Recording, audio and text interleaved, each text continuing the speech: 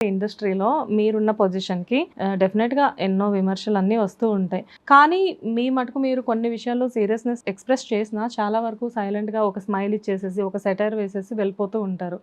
Humour అనేది like అంటే అదంతా ఓన్‌గా వచ్చిందా? లేకపోతే ఇండస్ట్రీకొచ్చి ఇక్కడ నిలబడాలి అంటే ఇలానే ఉండాలి అనుకున్నారా? అంటే ఇక్కడ జీవితంలో అందరికీ అవమానాలుంటాయి, పొగడ్తలుంటాయి, అన్నీ ఉంటాయి.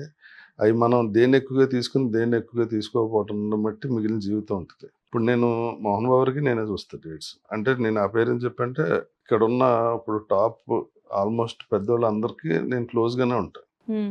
మన గురించి అవతలోడు ఏదో చెప్పటం, అది ఒక్కోసారి ఆడెట్టుంటాడు కాదులే అనుకోవటం, ఈడుకున్నోడు కని ఉంటాడులే అనుకోవటం, ఇలా రకరకాలు జరుగుతుంటాయి. రోజుకో ఇష్యూ ఉంటది. అవును. కొన్ని మనల్ని అడగొచ్చు, కొన్ని అడగకుండా ఆళ్ళు మనసులో పెట్టుకోవచ్చు. మీ దాకా రాకపోవచ్చు. రాకపోవచ్చు. హ్మ్. ఇప్పుడు ఇయన్నీ ఆలోచనతో కూర్చుంటే మనం ఏ పని చేయలేం. ఇప్పుడు మీకు నాతో పనుందనుకోండి, నేను ఎంత ఎదవని తెలిసినా మీరు నన్ను వాడుకుంటారు. నాతో పని లేదనుకోండి, నేను ఎంత మంచోడినని తెలిసినా మీరు దగ్గర రానివ్వరు. నాతో పని లేకపోతే మీకేముంటది? హ్మ్. సో, అలా ఫిక్స్ అయిపోయి, నా ఎగోని ఇక్కడ మా చెప్పుల స్టాండ్‌లో వదిలేసి, అలా అలా తిరిగి మళ్ళీ చెప్పులేసుకొని ఇంట్లోకొస్తాననమాట. ఏదైనా ఎగోయే అండి. నన్నంటారా అనుకుంటే దొబ్బుద్ది. ఏ గాల్లో కలిసిపోయినాయి కదా! అని వదిలేస్తే అయిపోద్ది. ఒకసారి ఆర్టిస్ట్‌గా సిల్వర్ స్క్రీన్ మీద కనిపించిన తర్వాత ఇంకోటేమన్నా చెయ్యాలి అంటే ఏదో నామోషీగా అనిపిస్తది అని చెప్పేసి చెప్తూ ఉంటారు కొంతమంది. అలా చాలామంది హీరోలుగా చేసి కెరియర్‌ని ఇంకోటేది చేయలేక అలా ఆగిపోయిన వాళ్ళు కూడా ఉన్నారు. ఇప్పుడు మంచి క్యారెక్టర్ చేశాననుకోండి, అప్రిషియేషన్ వస్తది. ఎవరైనా కనిపిస్తే ఫోటోలు తీసుకుందాం అంటారు.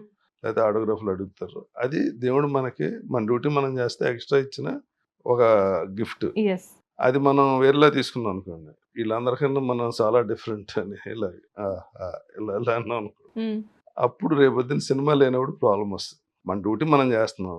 దానికి మనకు డబ్బులిస్తున్నారు. అందరూ అలాగే చేస్తున్నారు. హ్మ్.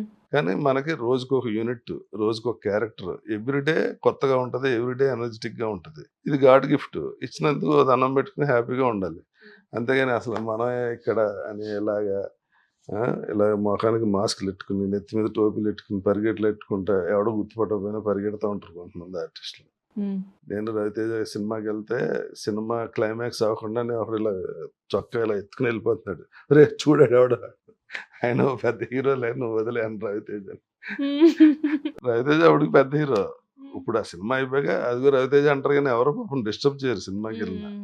ఇప్పుడు నేను థియేటర్‌కెళ్ళి సినిమా చూస్తా కదా! రీసెంట్ మూవీ ఏం చూసారు? 'పెద్ది' థియేటర్‌కెళ్ళి చూసొచ్చా. ఓకే. సో, ఏం ప్రాజెక్ట్స్ చేస్తున్నారు సార్ ప్రెజెంట్?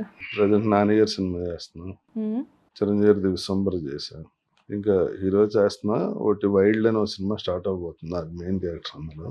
మెయిన్ క్యారెక్టర్ అంటే క్యారెక్టర్ ఏంటో రివీల్ చేస్తారా?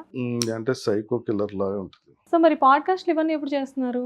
అంటే నేను ఇలా టైమింగ్ అలా పెట్టుకోలేదండి. ఎవరన్నా నేను ఇలా పాడ్‌కాస్ట్ చేస్తున్నాను ఓకేనా అంటే ఎళ్లి చేసి వచ్చేయటమే.